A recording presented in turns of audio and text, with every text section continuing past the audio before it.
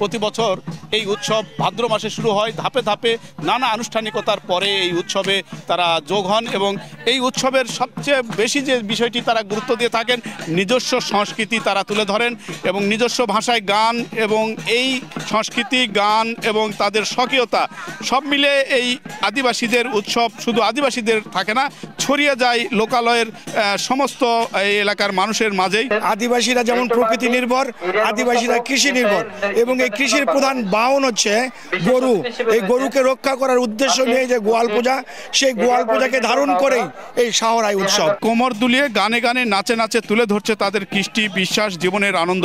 এজন্য পরিশ্রমে ভরা জীবনের একদিনের এক নিঃশ্বাস, একদিনের মুক্তি, একদিনের আনন্দ উৎসব। এই নাচ শুধু এই সুর বিনোদনের নয়, তাদের অস্তিত্বের ভাষা, জীবনের প্রতিধ্বনি। শহরায় কারামের এই উৎসবে স্থানীয় গ্রামে বসেছে গ্রামীণ মেলা, যেখানে চুরি, ফিতা, মিঠাই, মিষ্টান্নর বিপুল সমাহার। স্থানীয় আতিথেয়তার পালা পার্বণে এই মিঠাই মিষ্টান্ন নিয়ে অনেকেই আত্মীয় পরিজনের বাড়ি যাচ্ছেন এবং গ্রামের ভিতরে এই উৎসবকে ঘিরে বিরাজ করছে উৎসবেরই এক আমেজ।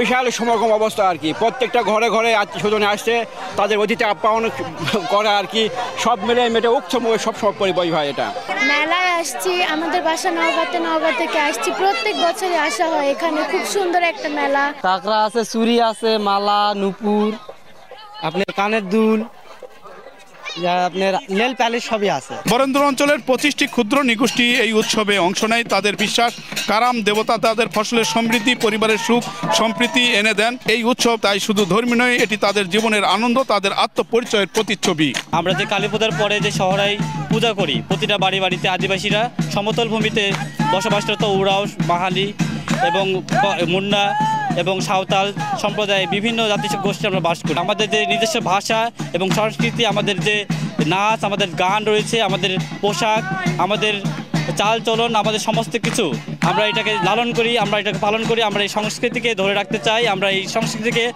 বহির্বিশ্বে আমরা প্রচার করে দিতে চাই। এই সংস্কৃতির মধ্যে থাকে তাদের আবেদন, তাদের ভালোবাসা, সম্প্রীতি এবং আগামী দিনের বেঁচে থাকার প্রেরণার উৎস। সব মিলেই উৎসব ছড়িয়ে যায় এই অঞ্চলের মানুষের মাঝে। নওগাঁর পত্নীতলার বামনপুরি মাঠ থেকে এম আর রকি, সময় সংবাদ।